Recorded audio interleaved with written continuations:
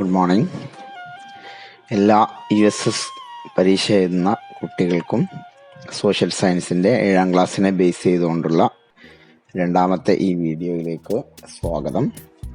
നേരത്തെ നമ്മൾ പറഞ്ഞ പോലെ USS എക്സാം എന്ന് പറയുന്നത് ഒരു മത്സര പരീക്ഷയാണ്, കോമ്പറ്റേറ്റീവ് എക്സാമാണ്. അതിനകത്ത് നമ്മൾ ആഴത്തിൽ പഠിച്ച് മനസ്സിലാക്കിയാലാണ് നമുക്ക് പൂർണ്ണമായും മാർക്കുകൾ സ്കോർ ചെയ്യാൻ പറ്റുക. ഇന്ന് നമ്മൾ 7ാം ക്ലാസ്സിലെ 5ാമത്തെ പാഠമായ സാമ്പത്തിക സ്രോതസ്സുകൾ, ഇക്കണോമിക് റിസോഴ്സസ് എന്ന പാഠഭാഗം ടെക്സ്റ്റ് ബുക്കിലൂടെ പരിചയപ്പെടുകയാണ്. ഈ പാഠം ഏറ്റവും നന്നായി മനസ്സിലാവുന്നതിന് നിങ്ങൾ വിക്ടേഴ്സ് ചാനലിൽ വന്ന 14, 15, 16 ക്ലാസ്സുകൾ കൂടി കാണേണ്ടതുണ്ട്. അതും എല്ലാവരും ഒരിക്കൽ കൂടി കണ്ട് ഈ പാഠഭാഗം നന്നായി മനസ്സിലാക്കാൻ ശ്രമിക്കണമെന്ന് ആദ്യമേ ആവശ്യപ്പെടുകയാണ്. ഇവിടെ നമുക്ക് പാഠഭാഗത്തിലൂടെ കടന്നു പോവാം. ഇവിടെ കുറേ തൊഴിലുകളൊക്കെ കാണിച്ചിട്ടുണ്ട്.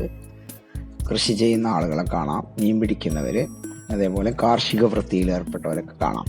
രക്ഷിതാക്കളുടെ തൊഴിലുകളെക്കുറിച്ചുള്ള വിവരങ്ങളാണ് ആദ്യത്തെ പാരഗ്രാഫിൽ ചോദിച്ചിരിക്കുന്നത്. കുറച്ച് തൊഴിലുകളുടെ പേര് ഇവിടെ കൊടുത്തിട്ടുണ്ട്. കൃഷിപ്പണി, ഹോട്ടൽ ജോലി, അധ്യാപനം, ഫാക്ടറി തൊഴിൽ, സർക്കാർ ഉദ്യോഗം, ചികിത്സ, farming, employment, hotel, teaching, factory employment, government service, medical field. ഇതൊക്കെ പറഞ്ഞിട്ട് നമുക്ക് ഇതിനകത്ത് പഠിക്കാനുള്ളത് എന്താണ് ഒരു സാമ്പത്തിക പ്രവർത്തനം എന്നാണ് ഇവിടെ പഠിക്കേണ്ടത്. അതിവിടെ കൊടുത്തിട്ടുണ്ട്. വരുമാനം ഉണ്ടാക്കുവാൻ സഹായിക്കുന്ന പ്രവർത്തനങ്ങളെയാണ് സാമ്പത്തിക പ്രവർത്തനങ്ങൾ എന്ന് വിളിക്കുന്നത്. അപ്പോൾ ഈ പേജിൽ നിന്ന് നമ്മൾ പ്രധാനമായും മനസ്സിലാക്കേണ്ട ഒരു കാര്യം എന്താണ് ഇക്കണോമിക് ആക്ടിവിറ്റീസ്. എക്കണോമിക് ആക്ടിവിറ്റീസ് എന്താണ്? കാരണം ആക്ടിവിറ്റീസ് ദേ ജനറേറ്റ് ഇൻകം, വരുമാനമുണ്ടാക്കാൻ സഹായിക്കുന്ന പ്രവർത്തനങ്ങൾ. അങ്ങനെയെങ്കിൽ പലതരത്തിലുള്ള പ്രവർത്തനങ്ങൾ ഇവിടെ പട്ടികപ്പെടുത്തിയിട്ടുണ്ട്. കൃഷിയുമായി ബന്ധപ്പെട്ട പ്രവർത്തനങ്ങൾ, അതേപോലെ വ്യവസായവുമായി ബന്ധപ്പെട്ട പ്രവർത്തനങ്ങളൊക്കെ ഉണ്ട്. ഇനി ഇവിടെ ചെയ്യാൻ പോകുന്നത് സാമ്പത്തിക പ്രവർത്തനങ്ങളെ 3ആയി തിരിച്ചിട്ടുണ്ട്. അതേതൊക്കെയാണ് എന്നാണ് ഇനി ഇവിടെ പറയാൻ പോകുന്നത്. അതിലൊന്നാമത്തത് പ്രകൃതി വിഭവങ്ങൾ നേരിട്ട് ഉപയോഗപ്പെടുത്തി നടത്തുന്ന പ്രവർത്തനങ്ങൾ പ്രാഥമിക മേഖല എന്നാണ് അറിയപ്പെടുന്നത്. പ്രധാനമായും സാമ്പത്തിക പ്രവർത്തനങ്ങൾ 3 മേഖലയിലാണുള്ളത്. പ്രാഥമിക മേഖല, ദ്വിതീയ മേഖല, തൃതീയ മേഖല. Primary sector, secondary sector, tertiary sector. അതാണ് ഇവിടെ വിശദീകരിക്കുന്നത്. അതിൽ പ്രൈമറി സെക്ടർ ഏതാണെന്ന് ഇവിടെ വിശദീകരിക്കുന്നു. പ്രകൃതി വിഭവങ്ങൾ നേരിട്ട് ഉപയോഗപ്പെടുത്തി നടത്തുന്ന പ്രവർത്തനങ്ങളെയാണ് പ്രൈമറി സെക്ടർ എന്ന് പറയുന്നത്. The sector involving activities making direct use of natural resources is called primary sector. ഇതിന് അഗ്രികൾച്ചറൽ സെക്ടർ എന്നും പറയാറുണ്ട്, കാർഷിക മേഖല എന്നും പറയുന്നു. അതിൻ്റെ കാരണം ഇത് കൃഷിക്കാണ് കൂടുതൽ പ്രാധാന്യം കൊടുക്കുന്നത്. ഇനി സെക്കൻഡറി സെക്ടർ എന്താണെന്ന് അതിൻ്റെ തൊട്ട് താഴെ പറയുന്നുണ്ട്. പ്രാഥമിക മേഖലയിലെ ഉൽപ്പന്നങ്ങൾ റോ മെറ്റീരിയൽസായി അഥവാ അസംസ്കൃത വസ്തുവായി ഉപയോഗിച്ച് പുതിയ ഉൽപ്പന്നങ്ങൾ ഉണ്ടാക്കുന്ന പ്രവർത്തനങ്ങൾക്കാണ് ദ്വിതീയ മേഖല എന്ന് പറയുന്നു. Economic activities that manufacture goods making use of products of primary sector as a raw material. പ്രാഥമിക മേഖലയിൽ നിന്നുള്ള ഏതെങ്കിലും ഒരു ഉൽപ്പന്നം ഉപയോഗിച്ച് പുതിയ ഒരു ഉൽപ്പന്നം ഉണ്ടാക്കുന്ന സെക്ടർ. ഇതിനെ ഇൻഡസ്ട്രിയൽ സെക്ടർ അഥവാ വ്യവസായ മേഖല എന്ന് വിളിക്കും.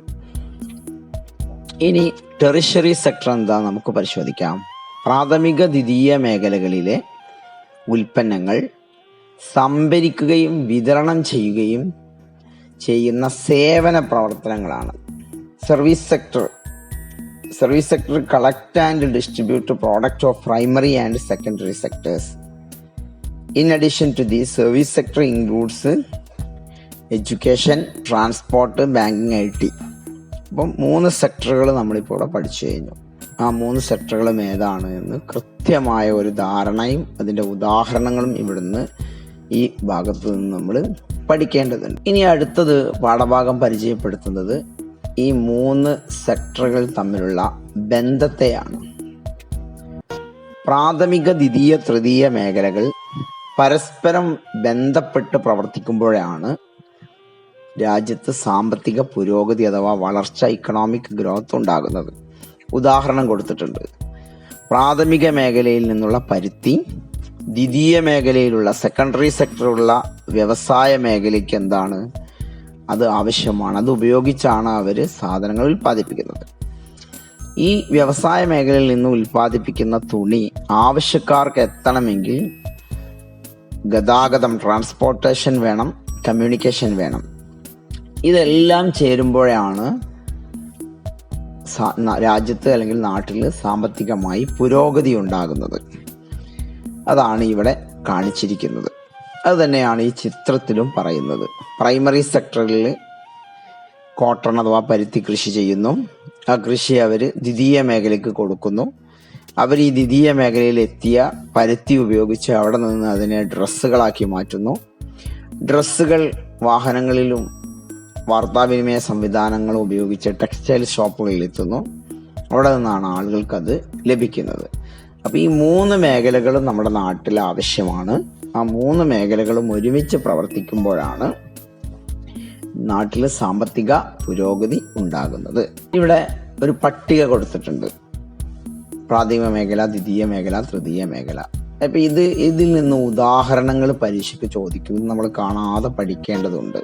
ഉദാഹരണത്തിന് ഇൻഷുറൻസ് ഏത് മേഖലയുമായി ബന്ധപ്പെട്ടതാണ്? അപ്പോൾ നമുക്ക് പഠിച്ചാലേ അത് ട്രഷറി സെക്ടർ അല്ലെങ്കിൽ തൃതീയ മേഖലയാണെന്ന് പറയാൻ പറ്റുള്ളൂ. മത്സ്യബന്ധനം. അപ്പൊ ഈ പട്ടിക നമ്മൾ നന്നായി നിർബന്ധമായും പഠിക്കണം. ഇനി ഇവിടെ ഒരു CSO എന്ന് പറയുന്ന സെൻട്രൽ സ്റ്റാറ്റിസ്റ്റിക്കൽ ഓഫീസ്, കേന്ദ്ര സ്ഥിതി വിവര പദ്ധതി നിർവഹണ മന്ത്രാലയത്തിന്റെ കീഴിൽ പ്രവർത്തിക്കുന്ന ഒരു സ്ഥാപനമാണ്. ആ സ്ഥാപനത്തെക്കുറിച്ച് ചിലപ്പോൾ പരീക്ഷയ്ക്ക് ചോദിച്ചേക്കാം. അതിന്റെ ചുമതലകൾ എന്തൊക്കെയാണ്? സ്ഥിതി വിവര കണക്കുകൾ, അതായത് ഇത്തരം വിവരങ്ങളെ സംയോജിക്കുകയും അതിനെ വിശകലനം ചെയ്യുകയും ചെയ്യുക. അതിനെ കളക്ട് ചെയ്ത് അതിനെ വിശകലനം ചെയ്യാം. രണ്ടാമത്തത്, ഇത്തരം വിവരങ്ങൾ ശേഖരിച്ച് അത് പ്ലാനിങ്ങിന് വേണ്ടി, ആസൂത്രണത്തിന് വേണ്ടി അതിനെ പ്രത്യേകമായി ചിട്ടപ്പെടുത്താം. ഇനി രാജ്യത്തിന്റെ വരുമാനം കണക്കാക്കുക തുടങ്ങിയ കാര്യങ്ങളാണ് CSO. അപ്പൊ അതിന്റെ മുഴുവൻ രൂപമൊക്കെ ചിലപ്പോൾ പരീക്ഷയ്ക്ക് ചോദിച്ചേക്കാം. ഇനി 14ാമത്തെ ക്ലാസ്, കൈറ്റ് വിക്ടേഴ്സിലെ 7ാം ക്ലാസ്സിലെ 14ാമത്തെ ക്ലാസ് കേട്ടുകൊണ്ട് പ്രാഥമിക, ദ്വിതീയ, തൃതീയ മേഖലയിലെ തൊഴിലുകളുടെ ഒരു പട്ടിക ഇവിടെ കൊടുത്തിട്ടുണ്ട്. ഇത് നിങ്ങൾ പൂരിപ്പിക്കാത്തവർ നിർബന്ധമായും പൂരിപ്പിക്കുക. USS പരീക്ഷയ്ക്ക് ചിലപ്പോൾ ചോദ്യങ്ങൾ ചോദിക്കുക. കൈറ്റ് വിക്ടേഴ്സ് ചാനലുമായി ബന്ധപ്പെട്ടായിരിക്കും. അപ്പോൾ 14ാമത്തെ ക്ലാസ്, 14, 15, 16 ക്ലാസ്സുകളാണ് ഈ പാഠഭാഗത്തെ കുറിച്ചുള്ള ക്ലാസ്സുകൾ. അപ്പോൾ ഈ പട്ടിക നിങ്ങൾ ആ ക്ലാസ് കേട്ടുകൊണ്ട് പൂരിപ്പിക്കുക. ഇനി അടുത്തൊരു പ്രവർത്തനത്തിലേക്ക് പോകാം. മേഖലകളും തൊഴിൽ ലഭ്യതയുമാണ്. അത് ഒരു പട്ടിക വിശകലനമാണ്. ഇത് സാമ്പത്തിക ശാസ്ത്രത്തിൽ അല്ലെങ്കിൽ സാമൂഹ്യ ശാസ്ത്രത്തിന്റെ ഭാഗമായ സാമ്പത്തിക ശാസ്ത്രത്തിലെ പ്രധാനപ്പെട്ട ഒന്നാണ് പട്ടികകളെ വിശകലനം ചെയ്യുക എന്നുള്ളത്. ഇവിടെ നമുക്ക് കാണാൻ പറ്റുന്നത്, ഒരു പട്ടിക തന്നു കഴിഞ്ഞാൽ നമ്മൾ ആദ്യം പരിശോധിക്കേണ്ടത് ഹെഡിങ് പരിശോധിക്കുക. ഇന്ത്യയിലെ ഓരോ മേഖലയിലെയും തൊഴിൽ ലഭ്യതയുടെ ശതമാനം. എന്നിട്ട് ഇവിടെ വർഷങ്ങൾ കൊടുത്തിട്ടുണ്ട്. 93, 2005, 2011. മേഖലകളും കൊടുത്തിട്ടുണ്ട്. പ്രാഥമിക മേഖല, ദ്വിതീയ മേഖല, തൃതീയ മേഖല ആകെയും കൊടുത്തിട്ടുണ്ട് അല്ലെ. ഈ പട്ടിക നന്നായി വായിച്ച് നമ്മൾ പഠിക്കണം. പ്രാഥമിക മേഖലയിൽ 93-ൽ 64.9%. അത് 2005 ആയപ്പോൾ 56.5 ആയി. 2011 ആയപ്പോൾ 53.2 അപ്പോൾ 64 ഉള്ളത് 56, 53 കുറയുന്നത് പോലെ നമുക്ക് കാണാം. അതുപോലെ 93-ൽ പ്രാഥമിക മേഖലയിൽ 64%, ദ്വിതീയ മേഖലയിൽ 14 ഉള്ളൂ, തൃതീയ മേഖലയിൽ 20 ഉള്ളൂ. ഇങ്ങനെ ഒരു പട്ടികയെ നമ്മൾ നന്നായി വായിക്കാൻ വേണ്ടി പഠിക്കാം. എന്നിട്ടത് വിശകലനം ചെയ്യാനുള്ള ചോദ്യങ്ങൾ ഇവിടെ കൊടുത്തിട്ടുണ്ട്. ഏതെല്ലാം മേഖലകളിലെ തൊഴിൽ ലഭ്യതയാണ് വർദ്ധിച്ചു വരുന്നത്? വർദ്ധിക്കുന്നത് ഏതെല്ലാം മേഖലയിലെ തൊഴിലുകളാണ് എന്നാണ് ചോദിച്ചത്. പ്രാഥമിക മേഖലയിലെ തൊഴിൽ വർദ്ധിക്കുന്നില്ല എന്ന് നമുക്ക് കാണാം. ദ്വിതീയ മേഖലയിലെ തൊഴിൽ വർദ്ധിക്കുന്നതായി കാണാം. തൃതീയ മേഖലയിലും തൊഴിൽ വർദ്ധിക്കുന്നതായി കാണാം. അപ്പൊ ഏതൊക്കെ വർദ്ധിക്കുന്നു എന്ന ചോദ്യത്തിന്റെ ഉത്തരം നമുക്കത് നോക്കുമ്പോൾ കിട്ടും.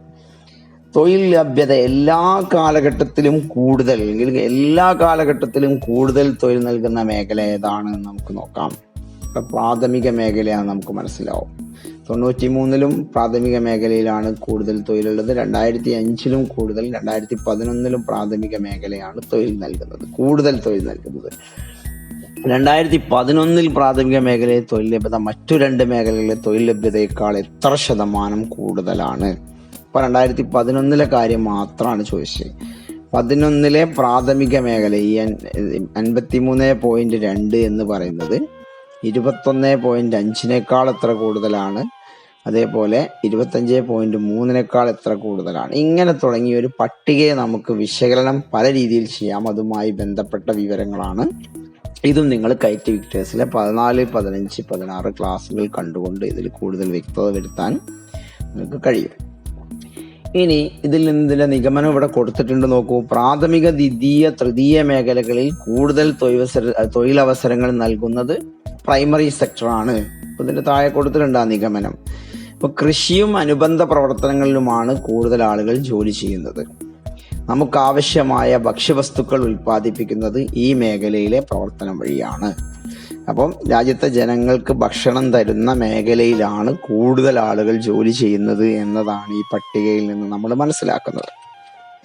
ഇനി നമ്മൾ അടുത്ത ഒരു ഭാഗത്തിലേക്ക് പോയാൽ ഭക്ഷ്യോൽപാദനം. ഇവിടെ ഒരു പട്ടിക കൊടുത്തിട്ടുണ്ട് അല്ലേ?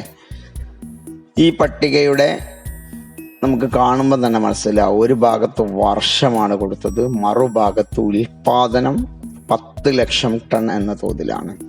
70-71-ൽ 108.4 ദശലക്ഷം ടൺ. അത് 90, 91, 2000, 2001, 2011, 12 ആവുമ്പോൾ അത് ഇങ്ങനെ കൂടുന്നതായി നമുക്ക് കാണാൻ പറ്റും. പെട്ടെന്ന് തന്നെ ഈ ബാർ ഡയഗ്രാം നോക്കുമ്പോൾ നമുക്കതാണ് മനസ്സിലാവുന്നത്. ഇപ്പൊ ഇവിടെ നമ്മൾ വായിച്ചു നോക്കുമ്പോൾ നമുക്കത് മനസ്സിലാക്കാം. ഇനി എന്തിനാണ് അത് ഇവിടെ കൊടുത്തത് നോക്കൂ. ഭക്ഷ്യോൽപാദന രംഗത്തെ ഏതു തരത്തിലുള്ള മാറ്റമാണ് ഇവിടെ നമ്മൾ മനസ്സിലാക്കാൻ കഴിയുന്നത് എന്നൊരു ചോദ്യവും ഇവിടെ കൊടുത്തിട്ടുണ്ട്. അപ്പൊ അതിന്റെ ഉത്തരം ഇവിടെ ഇന്ത്യയിൽ ഭക്ഷ്യോൽപാദനം വർദ്ധിച്ചു വരുന്നു. ഭക്ഷ്യോൽപാദനം വർദ്ധിച്ചിട്ടും ഇന്ത്യയിൽ പല പ്രദേശങ്ങളിലും ദാരിദ്ര്യം നിലനിൽക്കുന്നുണ്ട്.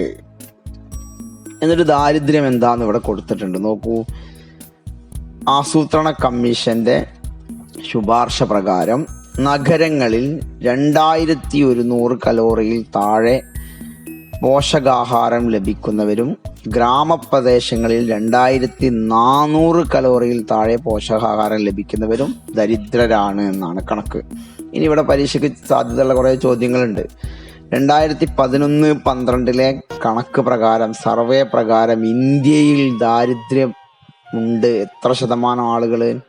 29.8%. പരീക്ഷയ്ക്ക് ചോദിക്കാൻ സാധ്യതയുള്ള ഒരു ചോദ്യമാണത്.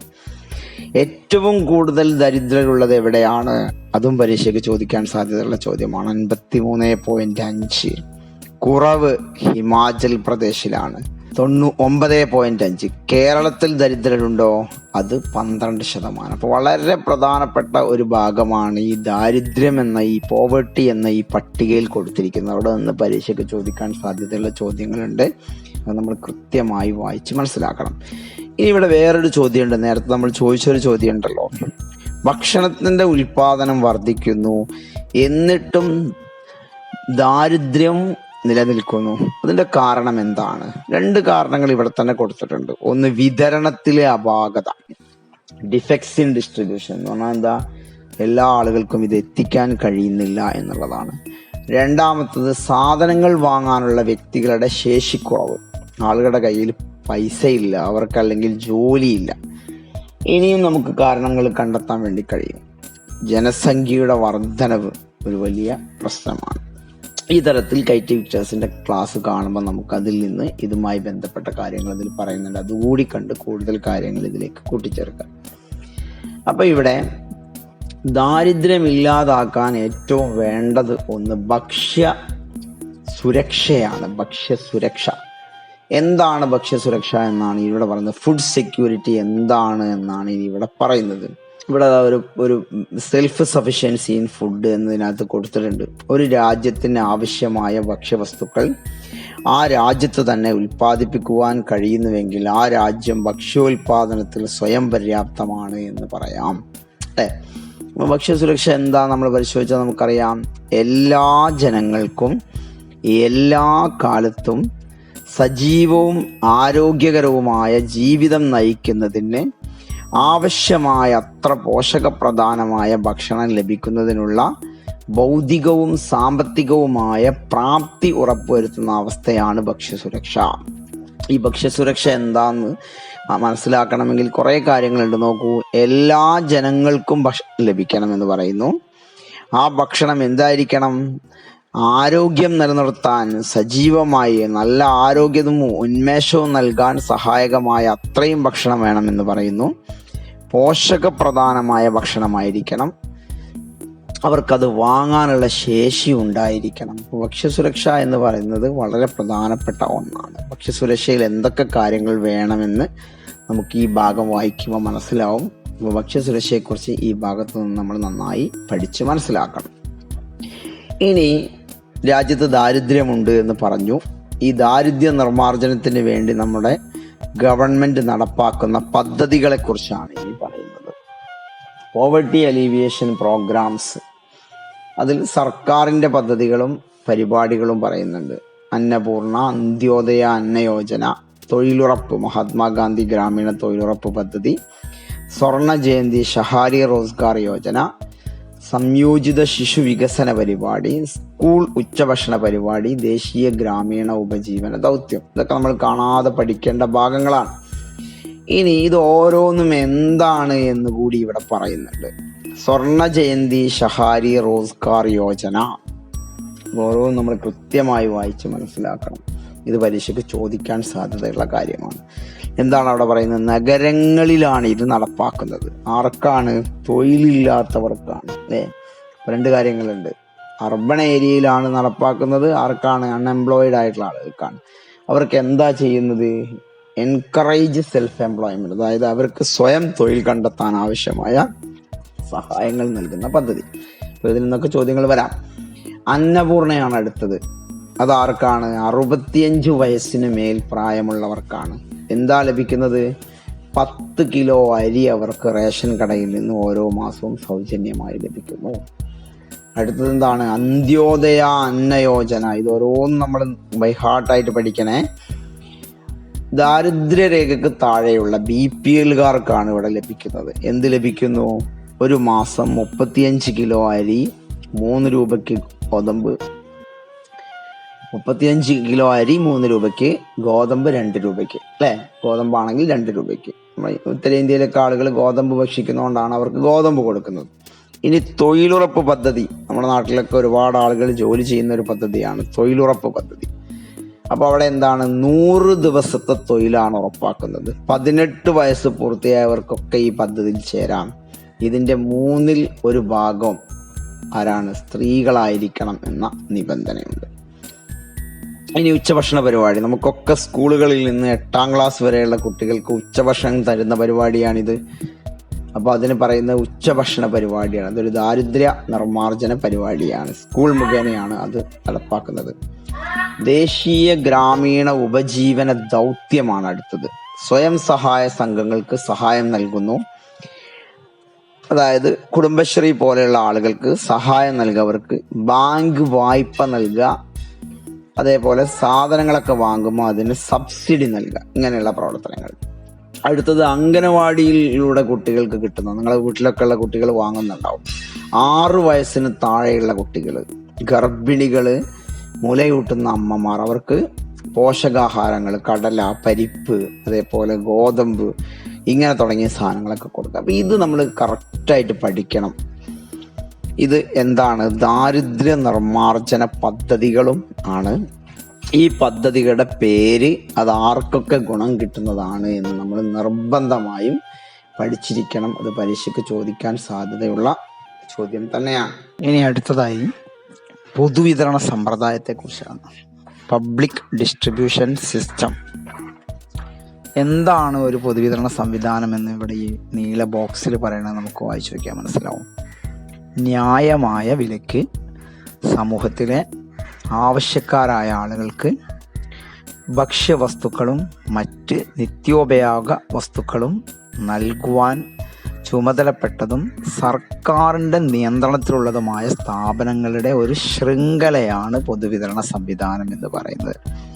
നമുക്കറിയാം, ഈ കോവിഡ് കാലത്തൊക്കെ റേഷൻ ഷോപ്പുകൾ വഴി നമുക്ക് ജോലിയൊന്നുമില്ലാതെ നിന്ന സമയത്ത് കിറ്റുകളൊക്കെ കിട്ടി അല്ലേ? നമുക്ക് സൗജന്യമായിട്ടായി കിറ്റുകളൊക്കെ കിട്ടിയത്. അപ്പോൾ അത്തരത്തിൽ ഭക്ഷണം വിതരണം ചെയ്യുന്ന ശൃംഖലയ്ക്കാണ് നമ്മൾ പബ്ലിക് ഡിസ്ട്രിബ്യൂഷൻ സിസ്റ്റം എന്ന് പറയുന്നത്. അപ്പോൾ എന്താണ് പബ്ലിക് ഡിസ്ട്രിബ്യൂഷൻ സിസ്റ്റം എന്ന് നമ്മൾ അറിഞ്ഞിരിക്കേണ്ട ഒരു കാര്യമാണ്. കേരളം ഈ കാര്യത്തിലൊക്കെ നമ്മൾ കണ്ടു, 12% പോവർട്ടിയാണ് കേരളത്തിൽ ഉള്ളത്. അതിൻ്റെ കാരണമാണ് ഇതിനകത്ത് പറയുന്നത്. കേരളത്തിൽ നിത്യോപയോഗ സാധനങ്ങൾ ലഭ്യമാക്കുക എന്ന ലക്ഷ്യത്തോടെ ധാരാളം കേന്ദ്രങ്ങൾ പ്രവർത്തിക്കുന്നുണ്ട്. അതിനെയാണ് പൊതുവിതരണ കേന്ദ്രം അല്ലെങ്കിൽ പബ്ലിക് ഡിസ്ട്രിബ്യൂഷൻ സിസ്റ്റം എന്ന് പറയുന്നത്. അത് ഏതൊക്കെയാണ് എന്ന് ഇവിടെ നമുക്ക് നോക്കിയാൽ മനസ്സിലാവും. പൊതുവിതരണ കേന്ദ്രങ്ങൾ ഏതൊക്കെയാണ്? അതിനകത്ത് പബ്ലിക് ഡിസ്ട്രിബ്യൂഷൻ സിസ്റ്റത്തിൽ അരി, ഗോതമ്പ്, പഞ്ചസാര, മണ്ണെണ്ണ ഒക്കെ വിൽക്കുന്ന പൊതുവിതരണ കേന്ദ്രങ്ങളുണ്ട്. പച്ചക്കറികൾക്ക് ഹോർട്ടികോർപ്പ്, പിന്നെ നിത്യോപയോഗ സാധനങ്ങൾ വിൽക്കുന്നതിന് വേണ്ടി സപ്ലൈകോ സൂപ്പർ മാർക്കറ്റ്, നന്മ സ്റ്റോർ, നീതി സ്റ്റോർ, ലാഭം Supplyco market, Maveli store, Triveni super market, Alappuzha പോലെയുള്ള ജില്ലകളിൽ ഒഴുകി നടക്കുന്ന ഫ്ലോട്ടിംഗ് സൂപ്പർ മാർക്കറ്റ്, ഇതൊക്കെയാണ്. അപ്പോൾ ഈ ഒരു പബ്ലിക് ഡിസ്ട്രിബ്യൂഷൻ സിസ്റ്റം എന്താണ് എന്നും അതിലെ കേന്ദ്രങ്ങൾ എന്തൊക്കെയാണ് എന്നും, ഇതിൽ പച്ചക്കറികൾക്ക് വേണ്ടിയുള്ള ഹോർട്ടികോർപ്പ് വേറിട്ട് നിൽക്കുന്ന ഒന്നായതുകൊണ്ട് നമ്മൾ പ്രത്യേകം ഓർത്തിരിക്കും. ഇനി അവസാനം ഈ പാഠഭാഗം പറയുന്നത് ഭക്ഷ്യോൽപാദനം ഇന്ന് നേരിടുന്ന വെല്ലുവിളികളെ കുറിച്ചാണ്. എന്തൊക്കെ വെല്ലുവിളികളാണ് ഈ മേഖല നേരിടുന്നത്? നമുക്കറിയാം, പല കർഷകരും കൃഷിയൊക്കെ ചെയ്ത് കഴിഞ്ഞാൽ അവർ നിരാശരായിട്ട് മാറും. അതിൻ്റെ കാരണം എന്ന് പറയുന്നത് അവരുടെ കൃഷി നശിച്ചു പോകുന്നതാണ്. പലതരത്തിലുള്ള പ്രശ്നങ്ങളാണ്. ഇപ്പം കാർഷിക നിയമവുമായി ബന്ധപ്പെട്ട് ഡൽഹിയിൽ കർഷകർ സമരം നടത്തുന്ന വാർത്തയൊക്കെ നമ്മൾ കേട്ടിട്ടുണ്ട്. ഇപ്പം ഇവിടെ ആദ്യം നമുക്ക് ഭക്ഷ്യസുരക്ഷാ നിയമം എന്നാണ് നോക്കാം. ഇതൊരു ചോദ്യത്തിന് സാധ്യതയുള്ള ഒരു ഭാഗമാണ്. 2013 ഇന്ത്യൻ പാർലമെന്റ് ഈ നിയമം അംഗീകരിച്ചത്. അതിലെന്തൊക്കെ പ്രത്യേകതകളാണ് അതിലുള്ളത് നോക്കിയാൽ നമുക്കറിയാം എന്തൊക്കെ പ്രത്യേകതകളാണുള്ളത്. ഇത് ഇവിടെ food security is the legal obligation of the government. ഒന്നാമത്തെ കാര്യം പറയുന്നത് ഭക്ഷ്യസുരക്ഷ ഉറപ്പാക്കൽ സർക്കാരിന്റെ കടമയാണ്. രണ്ടാമത്തത് ആവശ്യമുള്ള അത്രയും പോഷകപ്രദവും ഗുണമേന്മയുള്ളതുമായ ഭക്ഷ്യവസ്തുക്കൾ മിതമായ വിലക്ക് എല്ലാവർക്കും ഉറപ്പാക്കുക. Food security is the legal obligation of the government. Ensure adequate nutritious and high quality food items at fair price to all people. ഭക്ഷ്യ സുരക്ഷാ നിയമത്തിലെ മൂന്നാമത്തെ കാര്യം ഭക്ഷ്യവസ്തുക്കളുടെ ലഭ്യത പൗരന്റെ നിയമപരമായ അവകാശമാണ് എന്നുള്ളതാണ്. അപ്പോൾ ഈ കാര്യങ്ങളൊക്കെ ഗവൺമെന്റിന്റെ ഉത്തരവാദിത്തമാക്കിക്കൊണ്ട് പാസ്സാക്കിയ നിയമമാണ് 2013 പാർലമെന്റ് അംഗീകരിച്ച ഫുഡ് സെക്യൂരിറ്റി ആക്ട്. അപ്പോൾ ഇവിടെ ചില വാർത്തകൾ കൊടുത്തിട്ടുണ്ട്. സബ്സിഡി വെട്ടിക്കുറച്ചു, പ്രകൃതിക്ഷോഭം മൂലം ഭക്ഷണ ഉൽപാദനം കുറഞ്ഞു, കൃഷിഭൂമി മറ്റാവശ്യങ്ങൾക്ക് ഉപയോഗിക്കൽ, ഇങ്ങനെ തുടങ്ങിയ വാർത്തകൾ. ഇതിൽ നിന്ന് നമുക്ക് കാർഷിക മേഖല നേരിടുന്ന വെല്ലുവിളികൾ ഇവിടെ കൊടുത്തിട്ടുണ്ട്. നമ്മൾ ഓരോന്നും നമ്മൾ ശ്രദ്ധിക്കേണ്ടതാണ്. പ്രകൃതിക്ഷോഭം മൂലം, നാച്ചുറൽ കലാമിറ്റീസ്, അതായത് കൃഷിഭൂമിയുടെ മറ്റാവശ്യത്തിനുള്ള ഉപയോഗം, സബ്സിഡി കുറയ്ക്കുക. എന്താ സബ്സിഡി എന്ന് പറഞ്ഞാൽ സർക്കാർ കർഷകർക്ക് വില കുറച്ച സാധനങ്ങൾ കൊടുക്കും. മണ്ണെണ്ണ വില കുറച്ച് കൊടുക്കും, വൈദ്യുതി വില കുറച്ച് കൊടുക്കും. ഇതിനാണ് സബ്സിഡി എന്ന് പറയുക. ഈ സബ്സിഡി കുറയ്ക്കുക, അപ്പോൾ വില കൂടും സാധനങ്ങൾക്ക്. കാലാവസ്ഥയിലുണ്ടാവുന്ന മാറ്റം, ഇൻഷുറൻസ് പരിരക്ഷ ഉറപ്പാക്കാൻ കഴിയാത്തത്, രാസവളങ്ങളുടെ അമിതമായ ഉപയോഗം മൂലം കൃഷിക്കുണ്ടാവുന്ന പ്രശ്നം, ഇതൊക്കെ കാർഷിക മേഖല നേരിടുന്ന വെല്ലുവിളികളാണ്. ഈ വെല്ലുവിളികൾ മറികടന്നാലേ നമുക്ക് കാർഷിക മേഖലയെ രക്ഷിക്കാൻ കഴിയുകയുള്ളൂ എന്നതാണ്. അപ്പോൾ ഇതിൻ്റെ പരിഹാരങ്ങൾ എന്തൊക്കെയാണ് എന്നുള്ളത് ഓരോന്നിൽ നിന്നും നമുക്ക് മനസ്സിലാക്കാൻ പറ്റും. പ്രകൃതി നാശം ഉണ്ടാവുന്നവർക്ക് നഷ്ടം കൊടുക്കുക, കൃഷിഭൂമി സംരക്ഷിക്കുക, പുതിയ സംവിധാനങ്ങളൊക്കെ കർഷകരെ പരിചയപ്പെടുത്തുക, ഇങ്ങനെ തുടങ്ങിയിട്ടുള്ള കാര്യങ്ങളാണ്. അപ്പോൾ ഈ പാഠഭാഗത്തിൽ നമ്മൾ പ്രധാനമായും തൊഴിലുകളെക്കുറിച്ചും ആ തൊഴിലുകൾ പ്രാഥമികം, ദ്വിതീയം, തൃതീയം ഈ 3 മേഖലകളെക്കുറിച്ചും ആ മേഖലകൾ തമ്മിലുള്ള പരസ്പര ബന്ധം എന്താണ് എന്നതിനെക്കുറിച്ചും, അതേപോലെ തന്നെ വിവിധ മേഖലകളിലെ തൊഴിൽ ലഭ്യത, ഭക്ഷ്യോൽപാദനം വർദ്ധിച്ചിട്ടും നമുക്ക് ദാരിദ്ര്യരുണ്ട് എന്നതും, ഈ ദാരിദ്ര്യത്തെ മറികടക്കാൻ വേണ്ടി എന്തൊക്കെ പരിപാടികളാണ് ഗവൺമെന്റ് നടപ്പിലാക്കിയത്, അതേപോലെ തന്നെ കാർഷിക മേഖല നേരിടുന്ന വെല്ലുവിളികൾ, പൊതുവിതരണ സമ്പ്രദായം. ഈ പാഠഭാഗത്തിൽ ഇനി ഒന്നും പഠിക്കാൻ ബാക്കിയുണ്ടാവരുത് USS എഴുതുന്ന കുട്ടികൾ. അതുകൊണ്ട് ഈ പാഠഭാഗം നന്നായി ഈ വീഡിയോയോടൊപ്പം വായിച്ച് പഠിക്കുന്നതോടൊപ്പം തന്നെ കൈറ്റ് വിക്ടേഴ്സിലെ 14, 15, 16 ക്ലാസ്സുകളും നിങ്ങൾ നന്നായി കണ്ട് അതിനകത്ത് നിന്നുള്ള പാഠഭാഗത്തിൽ നിന്നല്ലാതെ പറയുന്ന കാര്യങ്ങളൊക്കെ നോട്ട് ചെയ്ത് ഇന്ന് രാത്രി നടക്കുന്ന എക്സാം ആകുമ്പോഴേക്ക് വളരെ ആത്മാർത്ഥമായി ഈ പാഠഭാഗം നന്നായി പഠിച്ചു എന്ന് ഓരോ വിദ്യാർത്ഥിയും ഉറപ്പ് വരുത്തുക. പഠിച്ചു കഴിഞ്ഞവർ ആ വിവരം എന്നെ നേരിട്ട് അറിയിക്കുക. അതേപോലെ തന്നെ എന്ത് ഡൗട്ട് ഉണ്ടെങ്കിലും അതും എന്നോട് ചോദിക്കുക. അപ്പോൾ ഈ ക്ലാസ് ശ്രദ്ധിച്ചതിന് എല്ലാവർക്കും നന്ദി. Thank you for watching this video. Have a nice day.